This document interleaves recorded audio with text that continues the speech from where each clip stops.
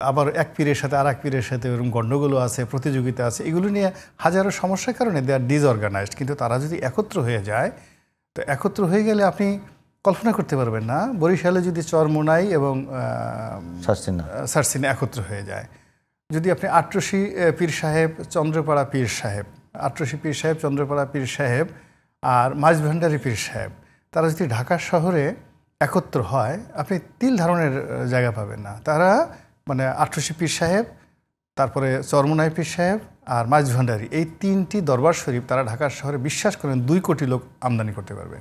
মানুষ যখন অস্থিরতায় ভুগে, তখন তার ভিতর যে পুঞ্জীভূত ক্ষোভ দীর্ঘদিনের, এটা একসাথে একেবারে সুনামির মতো বের হতে থাকে।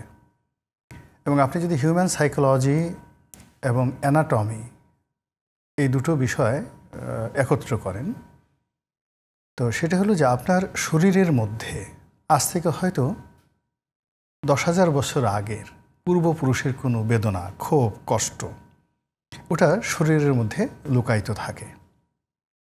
এরপর পারিপার্শ্বিক অবস্থা, প্রেজেন্ট টেন্স, পাস্ট টেন্স, অর্থাৎ আপনার যে জীবনকাল, সেই জীবনকালে আপনি যতটুকু স্মরণ করতে পারেন, আর বর্তমানে যে জিনিসগুলো দেখেন এবং আগামীতে যে বিষয়গুলো স্বপ্ন দেখেন অথবা আশঙ্কা করেন, এগুলো নিয়ে আপনার হৃদয়, মন এবং শরীরে একটা রসায়ন হয়।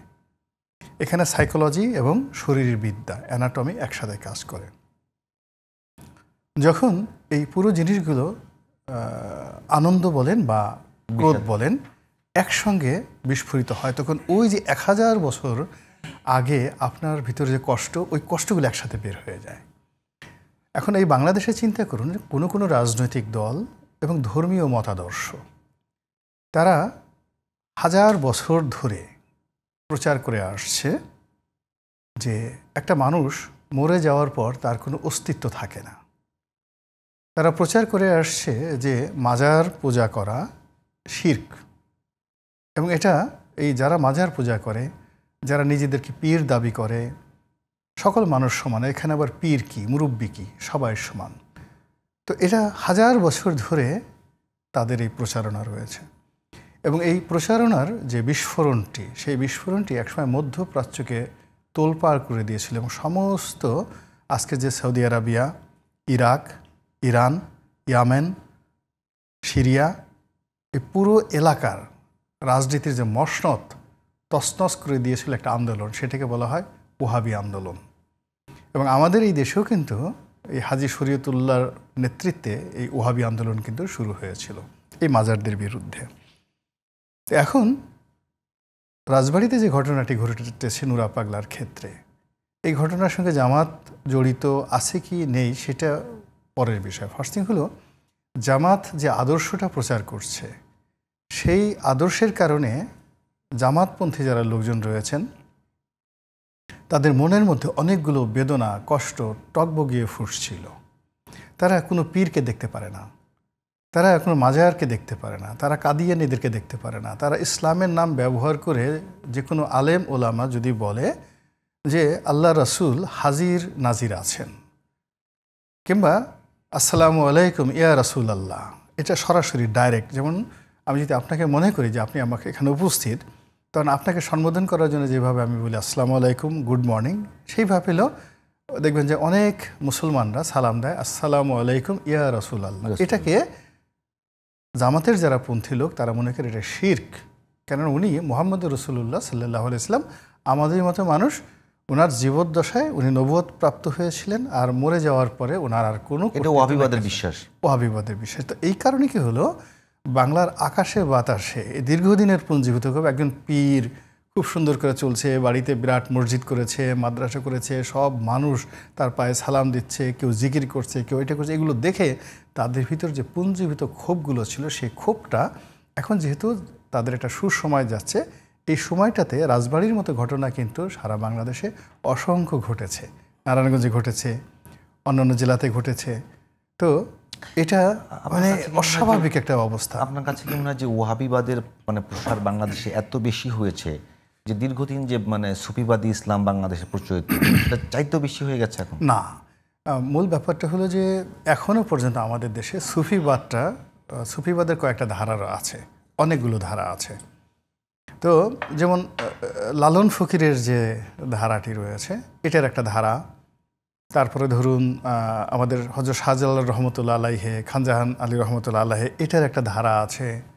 তারপরে 4টে তরিকা যেমন নকশবন্দি, মুজাদ্দেদিয়া, এই তরিকাগুলো আছে। আটরশি, কাদেরিয়া মানে আব্দুল কাদের জিলানী রহমতুল্লাহ আলাইহের তার যে একটা তরিকা, খাজা মঈনুদ্দিন চিশতি অর্থাৎ চিশতিয়া, নকশবন্দিয়া, মুজাদ্দেদিয়া, কাদেরিয়া, এই 4টে তরিকা।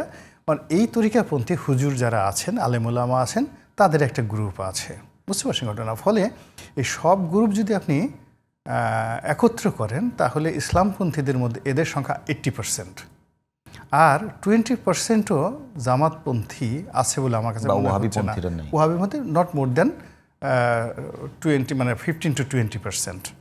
তো এই 15 to 20%-এর মধ্যে ভালো দিক হলো they are well organised, they are militant, তাদের যে ঐক্যবদ্ধ শক্তি আছে, they have the finance, they have the organisational power and they have the political power. আর অন্যান্য যারা সুফিবাদ তারা জাস্ট এই জিকির আজকারে মশগুল, দরবার নিয়ে ব্যস্ত, আবার এক পীরের সাথে আর এক পীরের সাথে এরকম গণ্ডগোলও আছে, প্রতিযোগিতা আছে, এগুলো নিয়ে হাজারো সমস্যার কারণে দে আর ডিসঅর্গানাইজড। কিন্তু তারা যদি একত্র হয়ে যায়, তো একত্র হয়ে গেলে আপনি কল্পনা করতে পারবেন না বরিশালে যদি চরমোনাই এবং সারসিনা একত্র হয়ে যায়, যদি আপনি আটরশি পীর সাহেব, চন্দ্রপাড়া পীর সাহেব, আটরশি পীর সাহেব, চন্দ্রপাড়া পীর সাহেব আর মাঝভান্ডারী পীর সাহেব, তারা যদি ঢাকা শহরে একত্র হয়, আপনি 3 ধরনের জায়গা পাবেন না। তারা মানে আটরশি পীর সাহেব, তারপরে চরমোনাই পীর সাহেব আর মাঝভান্ডারী, এই 3টি দরবার শরীফ তারা ঢাকা শহরে বিশ্বাস করেন 2 কোটি লোক আমদানি করতে পারবে। 2 কোটি লোক। সেই জায়গাতে যখন বিষয়টা একরকম দেখেন যে নুরা পাগলার যে ঘটনা ঘটলো, যে ওখানে যে এই ধরনের ঘটনা ঘটতে পারে সেটা তো মোটামুটি আগে থেকে বোঝা যাচ্ছিল, মানে হয়তো বোঝা যাচ্ছিল যে এই ধরনের একেবারে নৃশংস ঘটনা ঘটবে। এখানে আইন শৃঙ্খলা বাহিনী একটা বড় ধরনের ভূমিকা থাকবার কথা ছিল না? না, আইন শৃঙ্খলা রক্ষাকারী বাহিনী তো অসহায়। এখন আপনি যেখানে পুলিশের মানে 999-এর টেলিফোন করে মোহাম্মদপুর থানার কর্মকর্তাদেরকে ডেকে নিয়ে সেখানে তাদেরকে উল্টোফুলে আক্রমণ করে তাদেরকে আহত করে দেওয়া হয়েছে, এবং এই ঘটনা পুলিশের পুরো ফোর্সের মধ্যে একটা তোলপাড় তৈরি হয়েছে যে তারা আগামীতে 999-এর কল পেয়ে কোথাও যাবে কি যাবে না। মানে তাদের যে ট্রমাটা, প্যানিকটা তো যায়নি। এখানে যারা আওয়ামী লীগ করতো, মানে গত 15 বছরে পুলিশের সব রিক্রুটমেন্টে তো আওয়ামী লীগের, এখন যাদেরকে বাদ দেওয়া হয়েছে এবং যারা আছে সবাই তারা ট্রমার মধ্যে আছে, ভয়ের মধ্যে আছে। নতুন বিএনপি এবং জামাতের যে সকল লোক কে পোস্টে আসছে তারা 15 বছর যাবৎ বঞ্চিত ছিল, প্র্যাকটিসের মধ্যে ছিল। ফলে তারা কমান্ডে এসেও তারা কমান্ড দিতে পারছে না। ফলে এখানে পুলিশকে বলে লাভ না। এখানে যে সাইকোলজিটা হবে, আমি একটু করে এরপর আপনার শরীফ সাহেবের কাছে যাবেন, বেশি সময় দেবেন, আমি একটু শুধু বলে দিচ্ছি যে রাজবাড়ির এই ঘটনাটা আগামীতে বাংলাদেশের ইসলামপন্থীদের মধ্যে মারাত্মক প্রতিক্রিয়া তৈরি করবে এবং 2টো গ্রুপ করে ফেলবে, আলটিমেটলি করে ফেলেছে। বোঝার চেষ্টা করুন যে একটা লাশ নর্মালি 24 ঘন্টার মধ্যে কিন্তু লাশে পছন্দ ধরে, ডিকম্পোস্ট হয়ে যায়। তো সেখানে 2 সপ্তাহ আগে এই ভদ্রলোক ইন্তেকাল করেছেন, তার লাশ একটা মানে নর্মালি একটা অক্ষত। এবং ইসলামে যে জিনিসটা সবাই প্রচার করে যে যারা আল্লাহর ওলি আল্লাহ, তারা আল্লাহর কাছ থেকে রিজিক প্রাপ্ত হয় এবং তাদের লাশে কখনো পছন্দ হয় না এবং তারা মরে না। এখন এই যে লাশটা বের করা হলো, সেটা পাড়ানো হয়েছে, মারা হয়েছে, এটার সাথে বড় কথা হলো ওই লাশটা যে অক্ষত আছে এবং ওই লাশটাকে যে মানে ন্যূনতম ওখানে পছন্দ তৈরি হয় না, তাহলে ওই লোকটা নিঃসন্দেহে মারফতের একটা তার জ্ঞান ছিল, শক্তি ছিল এবং সে আসলেই আল্লাহর একজন ওলি ছিল। এটা নিয়ে দেখবেন যে একটা ডিবেট তৈরি হবে।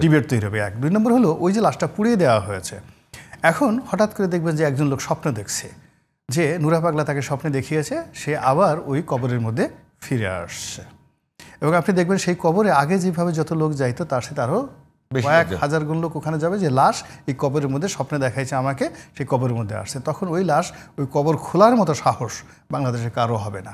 এটা আপনি লিখে রাখেন, এইভাবেই সারা দুনিয়াতে এইভাবে এই ঘটনা ঘটে।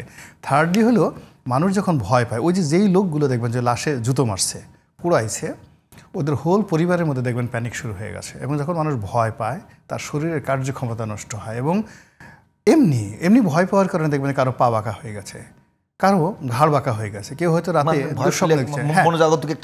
এই যে এই ঘটনার সাথে ধরেন 3 থেকে 4 হাজার লোক জড়িত, তাদের 4 হাজার লোকের সাথে যদি 5 জন করে ধরেন, অন্তত 1020 লোক এই ঘটনার সাথে জড়িত, তাদের সবার মধ্যে এই আতঙ্কের কারণে কারো ডায়রিয়া হবে, কারো নিউমোনিয়া হবে, কারো খিঁচুনি হবে, কারো কলেরা হবে, কেউ হাসপাতালে ভর্তি হবে এবং 2-4 জন রাতে ভয় পেয়ে মারা যাবে। আর মারা যাওয়ার সঙ্গে সঙ্গে দেখবেন এই নুরা পাগলার কেরামতে ওই লোক মারা গেছে, মুহূর্তের মধ্যে পুরো এলাকায় একটা তছনছ শুরু হয়ে যাবে। এবং এটা কী যে হবে, এরপরে আরেকদিন নুরা পাগলা স্বপ্নে দেখাবে আমাকে অমুকে অমুকে মারছে, ওকে ধরে মারো। তখন ওই লোকজন আছে তারা করবে কি, প্রতিপক্ষের প্রতিহিংসা নেওয়ার জন্য তলোয়ার হাতে নিয়ে এই লোকজন খুঁজতে থাকবে। এবং এটা সারা পৃথিবীতে এইভাবেই এই ঘটনাগুলো ঘটে। ধর্মীয় উন্মাদনা যে কত জিনিস, এটা বারুদের মতো, এটা বারুদের চেয়েও খারাপ।